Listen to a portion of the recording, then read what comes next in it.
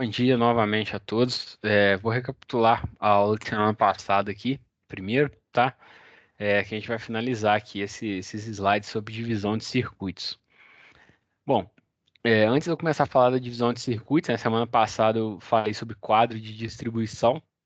O que que é o quadro de distribuição? É onde é feita a divisão de circuitos, né? A gente recebe a energia do circuito principal, que vem do quadro de medição, e são cabos de bitola bem mais grossa. E nesse quadro de distribuição, a gente subdivide a nossa instalação em circuitos. E cada circuito sai de um disjuntor desses aqui de baixo, tá? E a gente divide conjuntos de cargas em diferentes circuitos. Por que que a gente faz isso?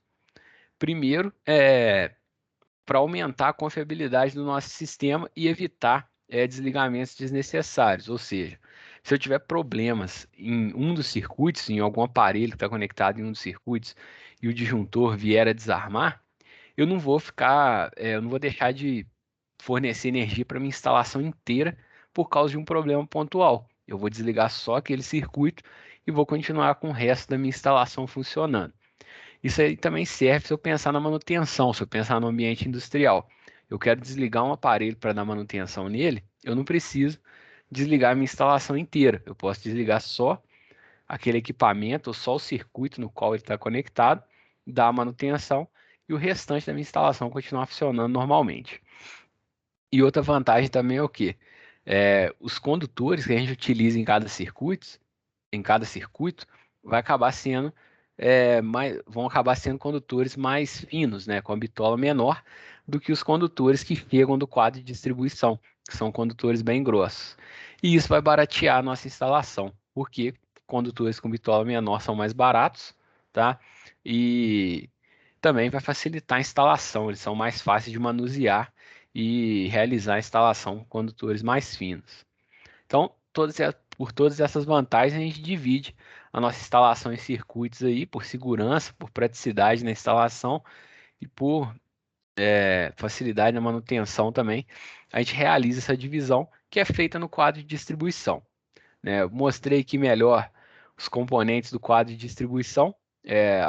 A parte de proteção aqui a gente vai falar mais detalhadamente em aulas específicas sobre dimensionamento da proteção, tá? Mas o importante era entender essa divisão de circuitos feita aqui nessa parte de baixo do quadro, onde a gente tem os disjuntores de cada circuito. Tem aqui o exemplo, né, da montagem de um quadro de distribuição, desse diagrama aqui, onde a gente tem diferentes circuitos na instalação, tá? Tem um vídeo aqui, se vocês quiserem ver, eu não sei se alguém viu, se alguém tem interesse, mas enfim.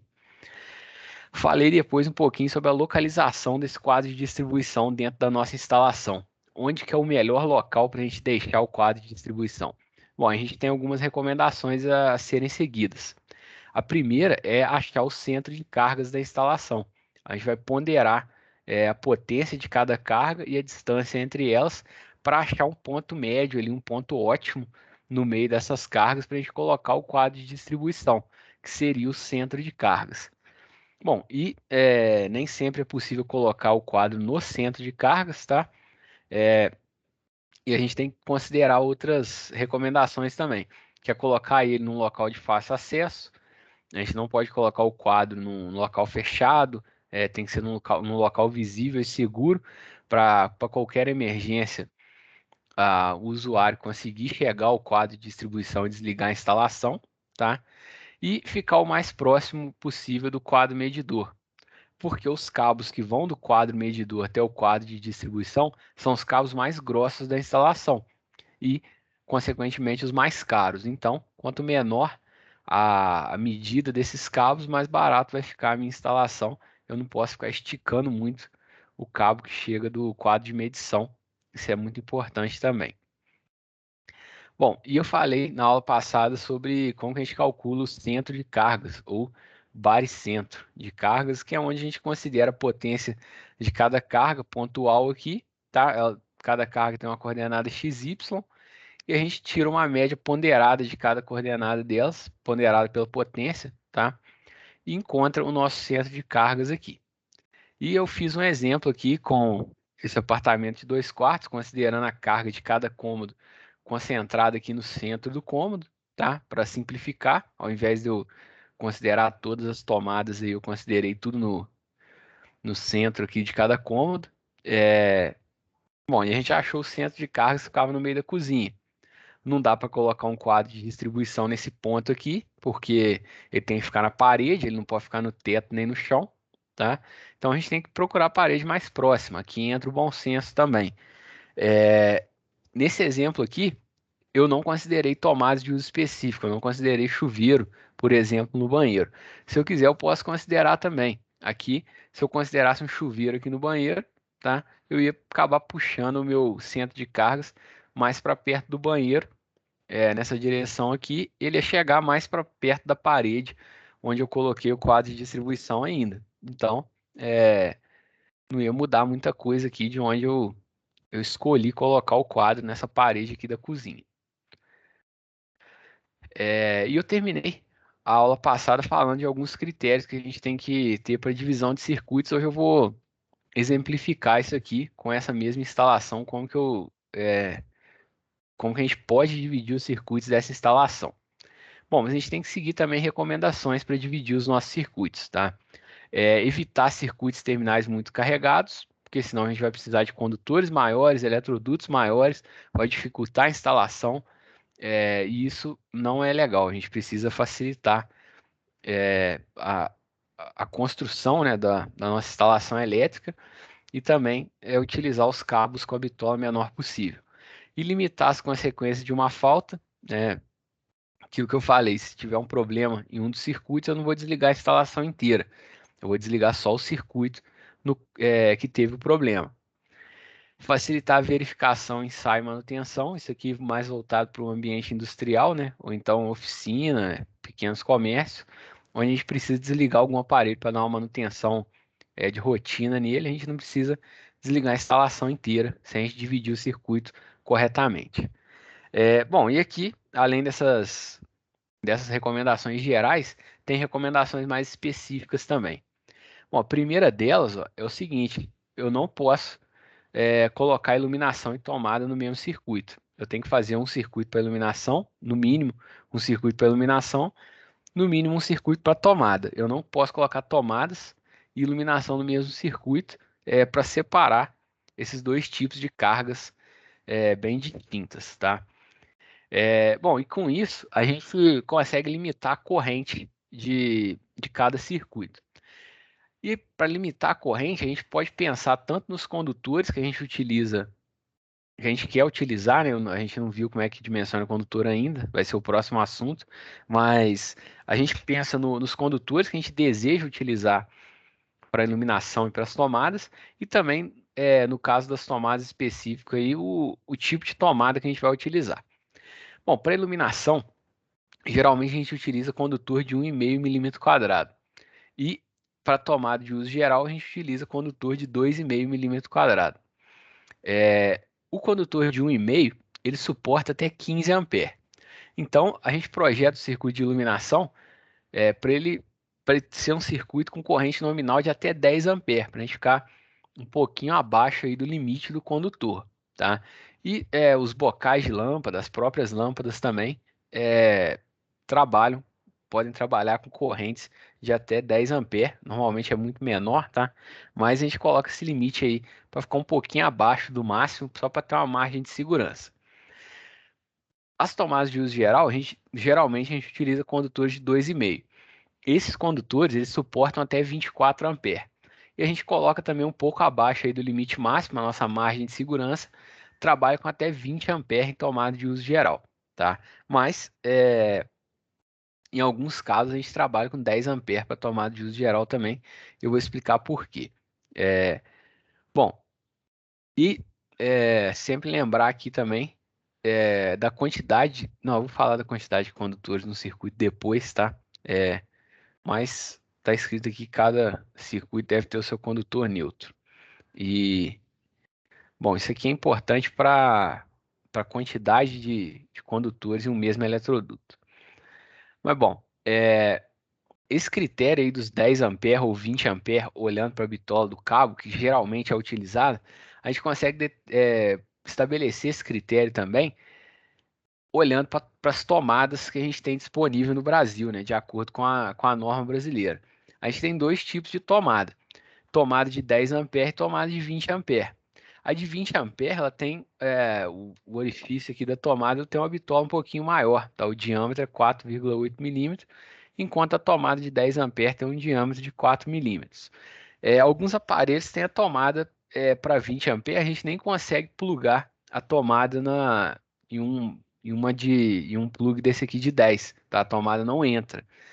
Bom, o pessoal o que que faz? Usa adaptador, né, para burlar ali a segurança que a instalação elétrica tenta fazer para ele. Mas enfim, principalmente em cozinha e lavanderia, a gente tem que prever tomada de 20 ampere, tá? Para a gente conseguir conectar aparelhos como micro-ondas, como secadora de roupa ou lavadora de louça que são conectadas nessas tomadas de 20 ampere. Então, esse é o limite geralmente para cozinha e lavanderia. E bom, a gente não conhece a corrente de cada circuito de cara, né? A gente, do jeito que eu mostrei para vocês, a gente faz a divisão na instalação, a gente prevê a iluminação nos cômodos, prevê a quantidade de tomadas e prevê o quê? A potência da tomada e da iluminação, a potência em volt-ampere ou em watts também. E aqui eu estou falando de corrente. Bom, é só dividir a potência pela tensão, potência aparente em volt-ampere pela tensão em volts.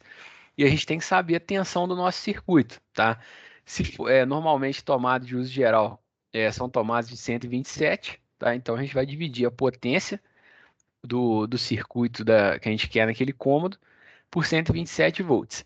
Se a gente tiver tomada de 220, né? O cliente pedir, fala, eu quero uma tomada de 220 na minha cozinha, eu quero todas as tomadas da minha lavanderia em 220. Bom, aí a gente vai ter que considerar a tensão desse circuito, tá? E quando colocar em tomada de uso geral 220, indicar a tomada, tá? Colocar ela de cor diferente, aqui tá em vermelho, mas isso aqui não é regra, tá? Ou então mandar um adesivo aqui em cima da tomada, 220 volts, escrever em negrito, bem grande aqui, que é uma tomada de 220 volts. Isso aí é muito importante para evitar problemas depois para o usuário.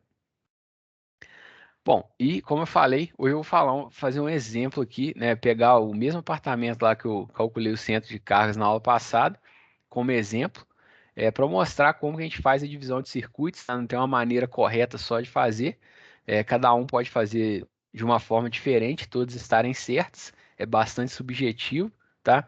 Mas só a título de exemplo aqui, como que eu faria a divisão de circuitos desse apartamento aqui, que a gente já estava usando de exemplo, tá?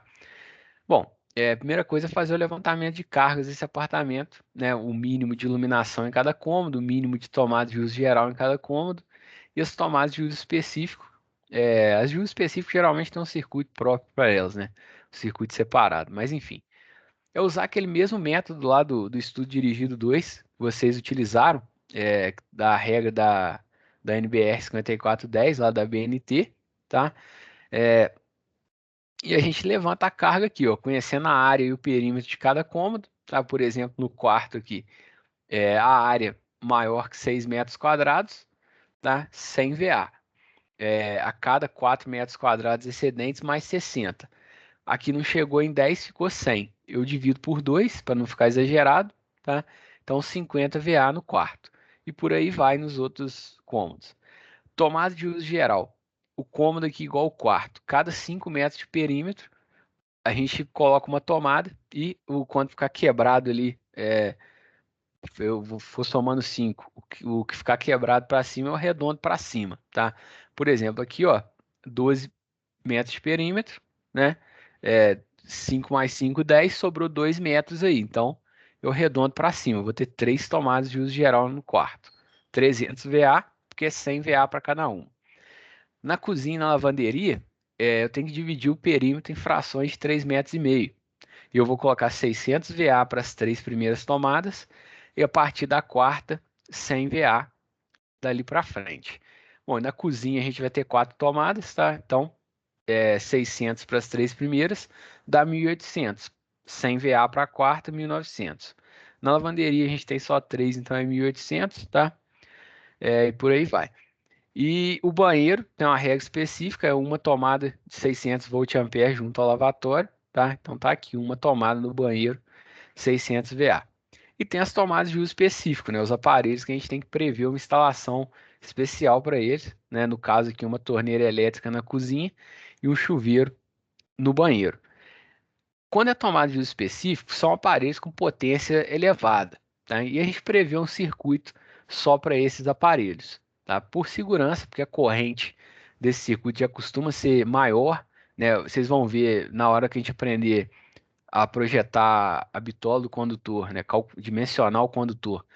No chuveiro sempre vai ser um condutor com a bitola maior que 2,5, tá? Porque a corrente demandada pelo chuveiro é maior, costuma ser de 4 milímetros ou 6 milímetros, milímetros quadrados, aliás, né? O condutor do chuveiro, então a gente tem um circuito especial para ele, a gente não mistura ele com as outras cargas, não. Mas bom, isso aqui já é do primeiro bimestre, né? Lá do estudo dirigido 2, essa divisão de cargas aqui.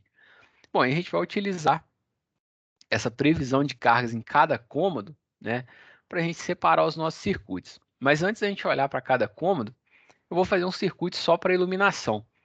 Somando a potência de iluminação de todo esse apartamento, de todos os cômodos, eu vou fazer um circuito só para iluminação. E a corrente desse circuito, ó, vai ser a potência total da iluminação, que é 350 VA, dividido pela tensão que eu vou utilizar na iluminação, que é 127 volts, 2,8 ampere. Ah, mas eu falei que era 10 amperes o limite, né? Tá muito abaixo. Bom, mas a gente não pode misturar iluminação com tomada de uso geral, nem tomada de uso específico. Então, vai ficar um circuito só para iluminação separado, tá? Por mais que a corrente dele seja bem baixa, a gente vai deixar um circuito só para iluminação. Bom, e agora sim, as tomadas de uso geral. Se eu pegar somar a potência de todas as tomadas de uso geral, eu vou ter uma corrente bem maior do que 10 amperes, tá? E no caso da cozinha também bem maior. Se eu somar a cozinha e lavanderia, por exemplo, vou ficar com quase 30 amperes. Bom, o que que eu vou fazer? Eu vou dividir em vários circuitos de tomada de uso geral. Bom, e aí que entra a subjetividade, né? Isso aí vai do projetista, cada um vai fazer essa divisão da melhor forma. Aqui eu dividi o seguinte, ó, o circuito 2, ó, quarto 1 e o banheiro. Circuito 3, quarto 2, sala e a circulação. A cozinha tem um circuito só para ela, a lavanderia também tem um circuito só para ela e acabou as tomadas de uso geral. Bom, e se eu quisesse colocar o quarto 1 e o quarto 2 e banheiro, sala e circulação? Bom, pode colocar também, daí ia dar certo, não ia mudar muita coisa não. Você ia ficar abaixo dos 10 amperes, o circuito ia ficar bem dimensionado. Só que o que eu considerei aqui também?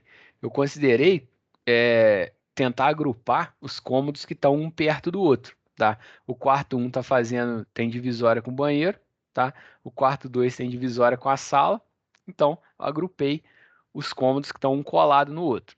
Se eu agrupasse o quarto 1 com a sala, por exemplo, o quarto 1 não está fazendo divisa com a sala. Então, eu ia ter que esticar um circuito grande do quarto 1 até a sala. Então, eu prefiro agrupar cômodos que estão perto um do outro, beleza? Então, é um bom senso aí também que a gente tem que utilizar na hora de fazer a divisão. Bom, vocês estão vendo aqui, ó, o circuito 1. A gente tem 7,1 ampere, está abaixo de 10, beleza? O circuito 3, 5,6 ampere, também está abaixo de 10, tranquilo. Agora, a cozinha e a lavanderia, ó, o circuito da cozinha tem 15 amperes, tá? E o da lavanderia 14,2, tá acima de 10, né?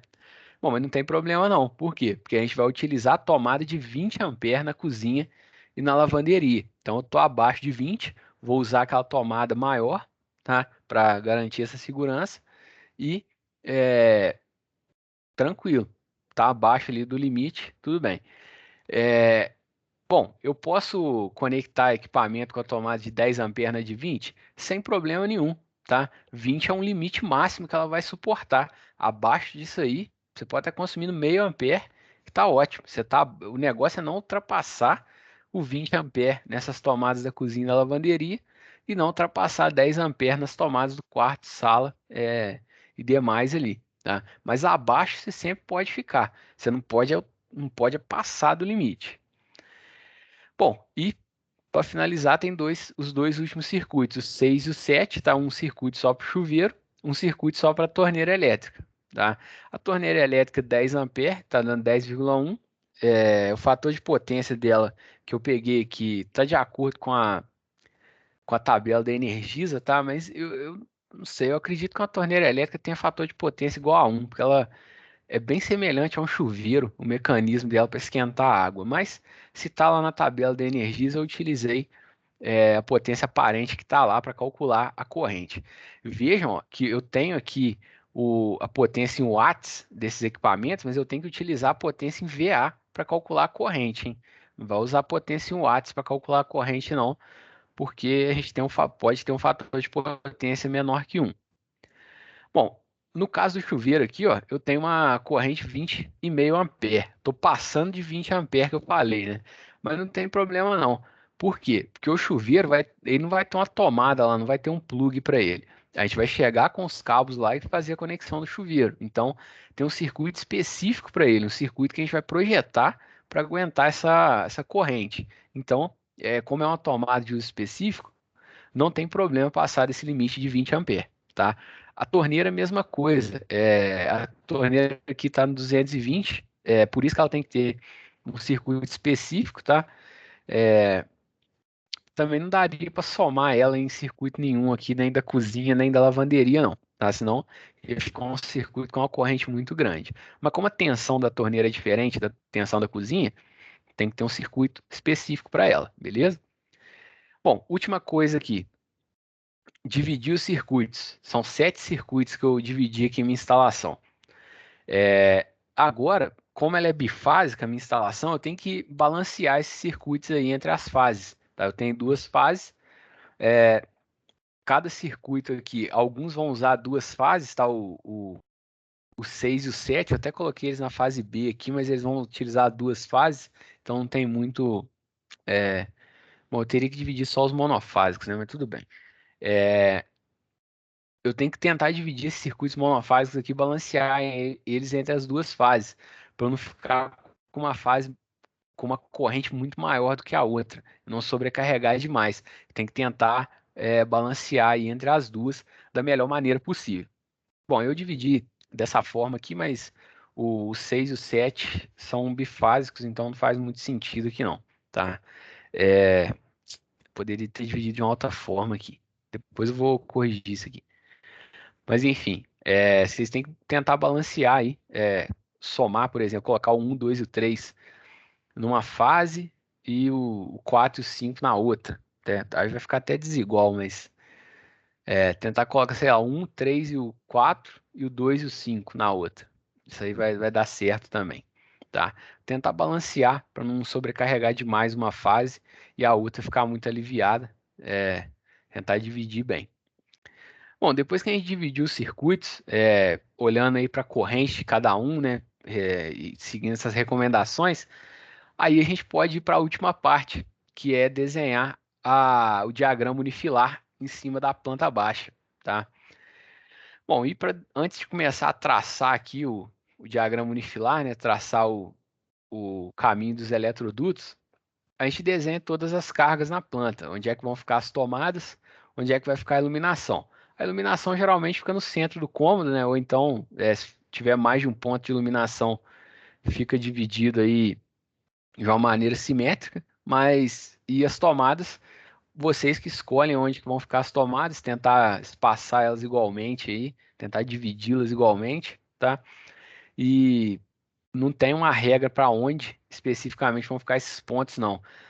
Colocar os interruptores também é importante, tá? Sempre a gente tem que acionar a lâmpada dos interruptores estão aqui. E tomada de uso específico, ó, eu indiquei que o chuveiro tá uma tomada alta, tá com um triângulo preenchido, tá? Então indiquei que o chuveiro e a torneira uma tomada média, tá? Meia altura, tá indicado aqui meio triângulo preenchido, tá? As tomadas da cozinha também são tomadas médias, as da lavanderia. Só essas tomadas que estão junto com o interruptor aqui na cozinha e na lavanderia são tomadas baixas. O triângulo está vazio. Por quê? Porque elas vão ficar rentes ao interruptor, né? O interruptor meia altura, a tomada logo abaixo ali do interruptor. Tomada baixa, 30 centímetros do chão. Mas só por facilidade, normalmente é feito assim mesmo, para já seguir o caminho do interruptor ali para a tomada logo abaixo dele. Bom, e a gente tem que alocar o quadro de distribuição, né? Eu tinha alocado ele mais ou menos aqui na parede da cozinha, mas aqui eu puxei ele para a lavanderia, tá? Aqui ele vai ficar atrás da porta da lavanderia. É, não é recomendado ele ficar atrás da porta, não, mas nada impede, tá? É só uma recomendação. Você pode colocar ele atrás da porta, sim. Não coloquei ele na cozinha, por quê? Porque se eu quiser colocar, se a pessoa quiser colocar um armário aqui na cozinha, se tiver o quadro de distribuição, não vai dar. Eu matei essa parede, tá? Então, se eu colocar atrás da porta da lavanderia, eu não vou. A parede já tinha matado ela por causa da porta. Então, coloco o quadro de distribuição ali, não vai mudar nada, tá? Aqui na cozinha eu poderia perder um espaço da cozinha, mas só cheguei pro lado aqui, não vai mudar muita coisa, não. Bom, e antes de passar também os traçados, fazer os traçados aqui dos eletrodutos, algumas recomendações. A- Uma recomendação minha, tá? Isso aqui não está em norma nenhuma não, mas eu recomendo para vocês. Primeiro, interliguem os pontos de iluminação. Vocês sempre vão partir do quadro de distribuição, o circuito vai sair do quadro de distribuição e chegar até as cargas. Comecem pela iluminação. Façam a ligação da iluminação toda primeiro, tá? Da melhor forma possível. E depois façam as tomadas. Se vocês fizerem as tomadas antes, acaba ficando mais embolado aí o diagrama unifilar, tá? Mas isso aí é uma sugestão minha. É, e respeitar aí o limite de eletrodutos que podem chegar numa caixa de passagem, tá? A gente tem três tipos de caixa de passagem, né?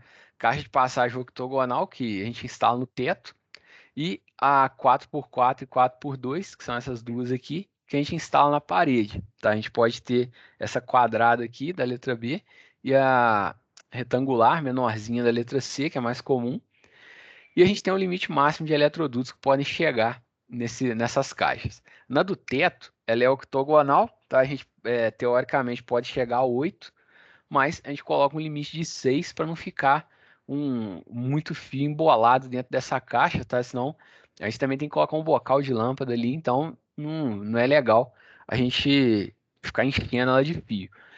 O limite é 6, tá? Mas eu não costumo passar de 4, não. Não gosto de colocar mais de 4 eletrodutos, não.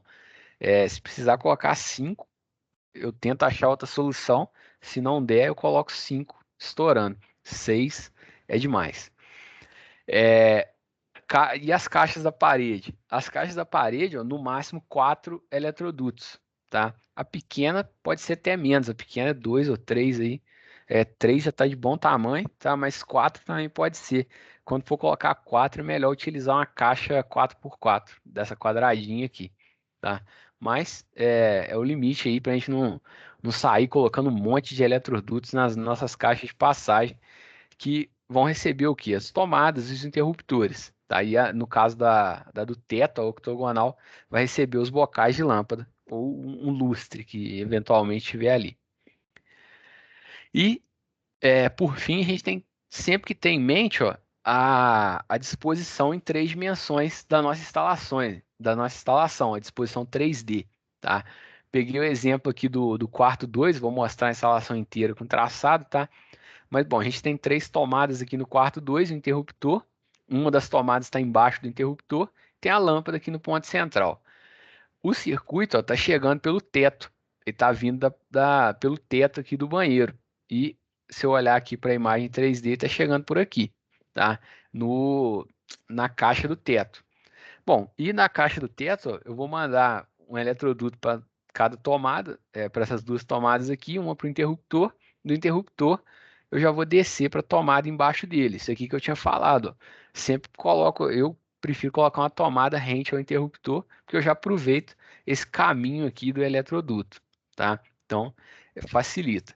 Bom, e o circuito aqui, ó, ele continua. Depois dessa tomada aqui do cantinho, ele continua, ele vai para a sala, aqui no caso.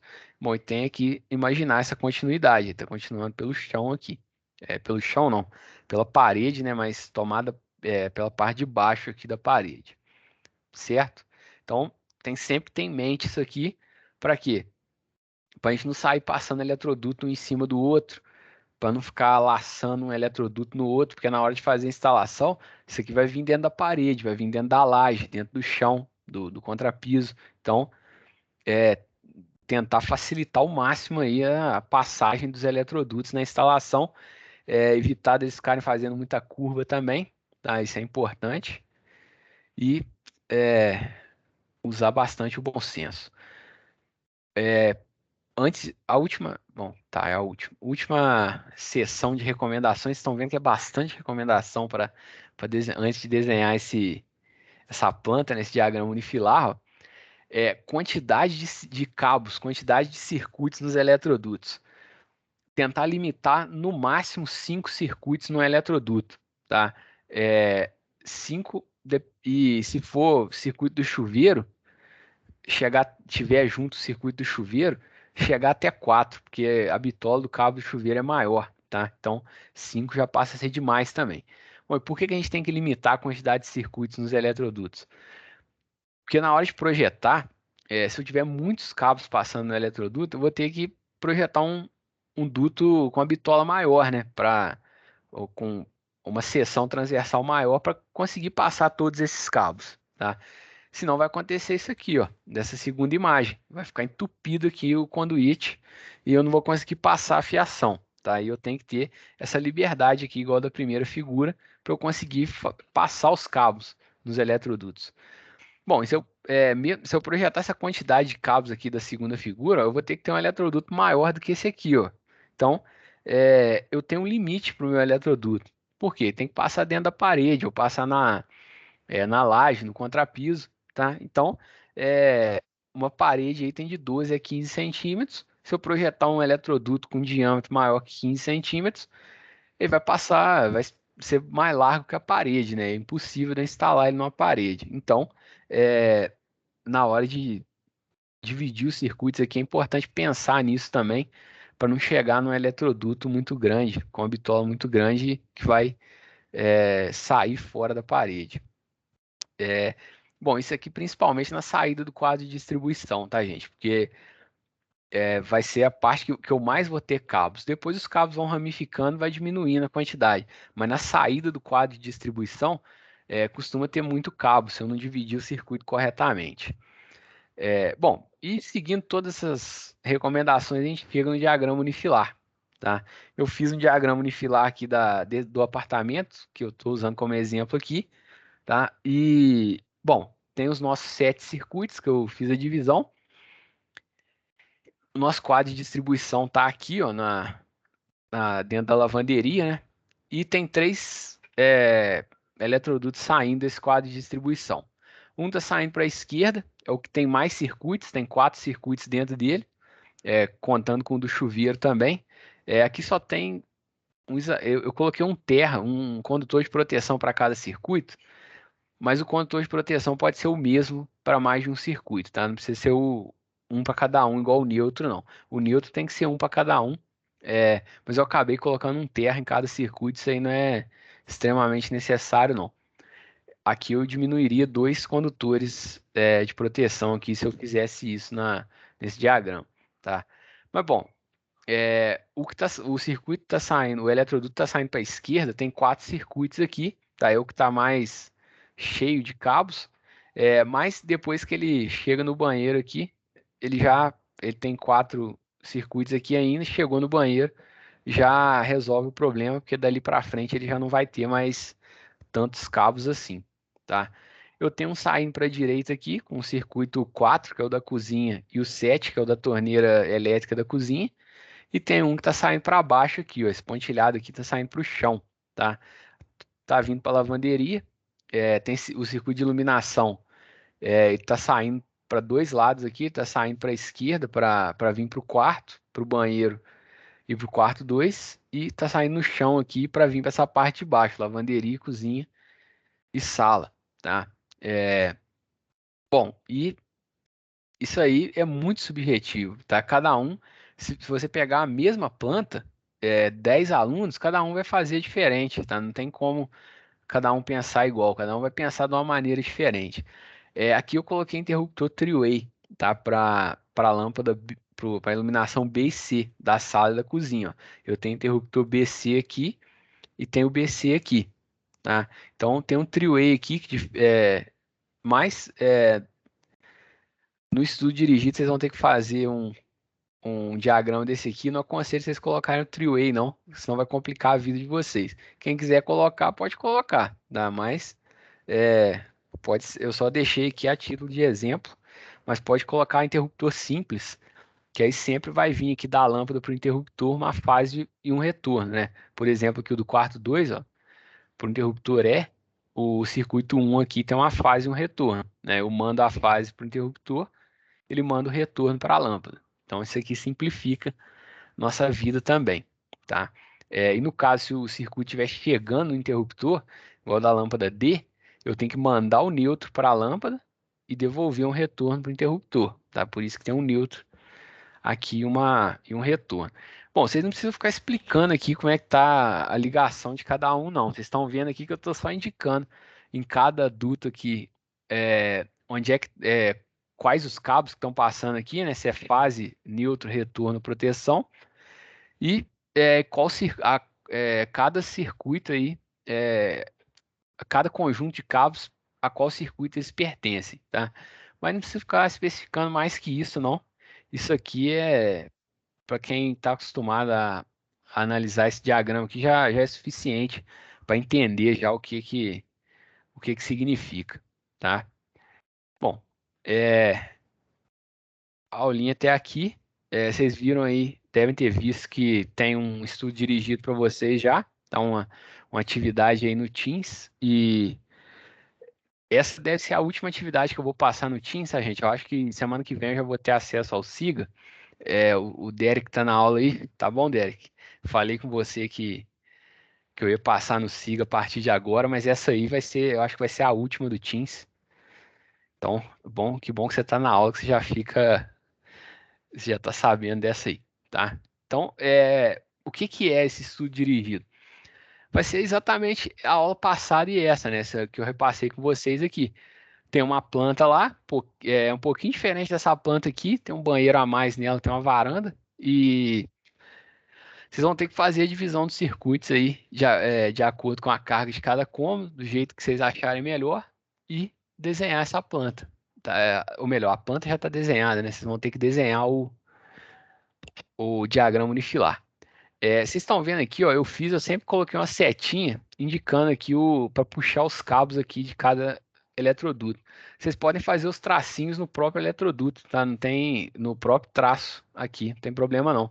Se eu quiser fazer aqui, ó, uma fase, um neutro, colocar um terra aqui, pode fazer no próprio eletroduto também, não tem problema nenhum, tá? Eu que prefiro fazer assim, que eu acho que fica mais limpo o desenho, mas do jeito que cada um preferir aí, tá? É, usem o AutoCAD, já que vocês já dominam o AutoCAD, usem ele. Eu não sei qual ano do AutoCAD que vocês usam, mas eu vou mandar a planta do apartamento no o arquivo do AutoCAD, DWG, eu vou mandar ele no Teams aqui na tarefa. 2015 o meu AutoCAD, então se for uma versão mais nova, vocês vão conseguir abrir a planta para facilitar. Quem não conseguir, eu não posso fazer muita coisa não, porque eu só tenho o AutoCAD 2015, tá? Então, espero que vocês consigam abrir o arquivo aí, tá bom? Vou mandar ele aqui no Teams, respondendo a tarefa ali. Dúvidas?